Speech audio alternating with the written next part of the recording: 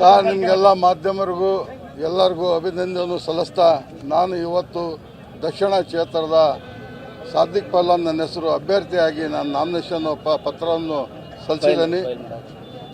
ನಾನು ರಣರಂಗ ಮೈದಾನದಲ್ಲಿ ಯಾವ ಕಾರಣಕ್ಕೂ ಹಿಂಜರಿಯೋದಿಲ್ಲ. ನಾನು ಚುನಾವಣೆಯಲ್ಲಿ ಸ್ವತಃಸಿದ್ಧ ನಾನು ಬಂಡಾಯ ಅಭ್ಯರ್ಥಿಯಾಗಿ ನಾನು ಚುನಾವಣೆಯಲ್ಲೂ ಮಾಡ್ತೇನೆ. ನನಗೆ ಎಲ್ಲ ಆಯಿಂದ ವರ್ಗದವರು ಅಲ್ಪಸಂಖ್ಯಾತರು ನನಗೆ ಆಶೀರ್ವಾದ ಮಾಡಿದ್ದಾರೆ. ಖಂಡಿತವಾಗೂ ನನ್ನ ಗೆಲುವು ಖಚಿತ ಅಂಥೇಳಿ ನಾನು ನಿಮ್ಮ ಮೂಲಕ ಹೇಳಕ್ಕೆ ಇಷ್ಟಪಡ್ತೇನೆ. ಸರ್, ನಾವು ಅಡ್ಡಾಡಿರೋದು ನೋಡಿದರೆ ನಾವು ಪ್ರಧಾನಿ ಮಠ ಒಂದು ಹೋಗಿಲ್ಲ, ಅಟೆ BJP ಪ್ರಧಾನಿ ಮಠ ಒಂದು ಹೋಗಿಲ್ಲ. ನಮ್ಮ ಕಾಂಗ್ರೆಸ್ ಎಲ್ಲ ಒತ್ತವರಿ ಜನದ ಹತ್ರ, ಎಲ್ಲ ಜವಾಬ್ದಾರಿ ಜನದ ಹತ್ರ ನಮ್ಮ ಕಷ್ಟ ಕೇಳ್ಕೊಂಡೀವಿ, ಕಷ್ಟ ಹೇಳ್ಕೊಂಡೀವಿ. ಆದ್ರೂ 2 ವರ್ಷ ಕಾಲ ನಮ್ಮನ್ನೆಲ್ಲ ಬಿ ಫಾರಂ ನಮಗೆ ಕೊನೆ ಕ್ಷಣಕ್ಕೂ ನಮಗೆ ಸಿಗ್ತದಂತ ನಮಗೆ ಆಶ್ವಾಸನೆ ಕೊಟ್ಟಿದ್ರು. ಆ ನಿಟ್ಟಿನಲ್ಲಿ ನಮಗೆ ಬರಲಿದ್ದ ಕಾಲಕ್ಕೆ, ನಮಗೆ ಸಿಲಿದ ಕಾಲಕ್ಕೆ ನಾವೆಲ್ಲ ಮತ್ತೀಗ ಇವತ್ತು ಸೋಮವಾರ ಬಂಡಾಯ ಕಾಂಗ್ರೆಸ್ಸನ್ನು ನಾವು ಹಾಕಿದ್ದೀವಿ. ಸರ್, ಅವರು ಕಾಂಗ್ರೆಸ್ನವರು, ನಾವು ಬಂಡಾಯ, ನಾವೇ ಪ್ರಚಾರ ಮಾಡ್ಕೊಂತೀವಿ.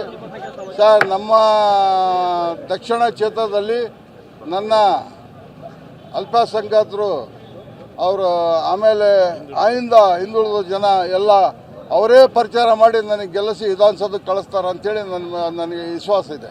ಸಿದ್ದರಾಮಯ್ಯ ಅವರು DK ಶಿವಕುಮಾರ್ ಅವರು ನಿಮ್ಮ ಜೊತೆ ಮಾತಾಡ್ತೀವಿ ಅಂತ ಹೇಳಿದ್ದಾರೆ. ಸರ್, ಅವೆಲ್ಲ ಸುಳ್ಳು ಮಾತುಕತೆ ನಡೆಯೋದಿಲ್ಲೀಗ. ನಾವು ಈಗ ಬಯಲಾಗಿದ್ಮೇಲೆ ನಾವು ಯಾವ ಕಾರಣಕ್ಕೂ ನಾವು ಬಯಲಾಗಿರ್ತೀವಿ.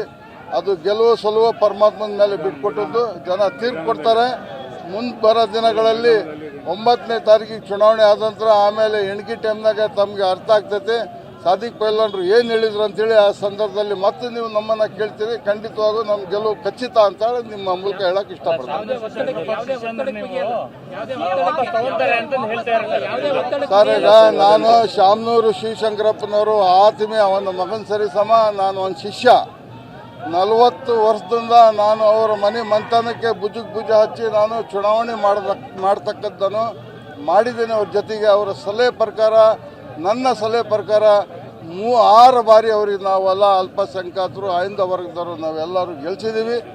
ಆದರೆ ಈಗ ಮರು ಚುನಾವಣೆಯಲ್ಲಿ ದುರಾದೃಷ್ಟ ಯಜಮಾನರು ನಿಧಾನ ಆದಮೇಲೆ ಈಗಾರ ನಮ್ಮನ್ನು ಅಲ್ಪಸಂಖ್ಯಾತರಿಗೆ ಕೊಡ್ತಾರಂಥೇಳಿ ಕುಲಂಕುಷವಾಗಿ ನಾವೆಲ್ಲ ಕಾಂಗ್ರೆಸ್ ಪಕ್ಷದಿಂದ ನಮಗೆ ಬಿ ಫಾರಂ ಕೊಡಿ, ನಮಗೆ ಸ್ವಾತಂತ್ರ್ಯದಿಂದ ಇಲ್ಲಿ ತನಕ ಕೊಟ್ಟಿಲ್ಲ, ಈಗ ಕೊಡ್ರಿ ಅಂತ ನಾವು ಘೋಷಣೆ ಮಾಡಿದಾಗ ನಾವು ಹೋಗಿ ಕೇಳಿದಾಗ ಆಯಿತು ಅಂತೇಳಿ ಅರ್ಜಿಯನ್ನು ಇಸ್ಕೊಂಡ್ರು. ನಮ್ಮನ್ನು ತಿರಸ್ಕಾರ ಮಾಡಿದರು.